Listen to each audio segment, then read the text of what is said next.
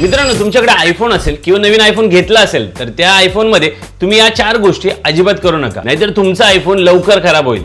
तर आज आहे 15 days 15 useful tricks and tips सिरीजचा डे 11. सर्वात आधी ऍप ट्रॅकिंग. हे जास्ती लोक करत नाहीत, पण तुम्ही जर सेटिंग्स मध्ये गेलात ट्रॅकिंग मध्ये जा. इकडे बरेचसे ऍप ट्रॅक होत असतात, त्यामुळे याला बंद करून ठेवलं तर तुमच्या आयफोनच्या बॅटरीवरती नक्की पॉझिटिव्ह इफेक्ट पडेल. अजून एक इम्पॉर्टंट गोष्ट, लोक लो पॉवर मोड मध्ये दिवसभर फोन यूज करतात.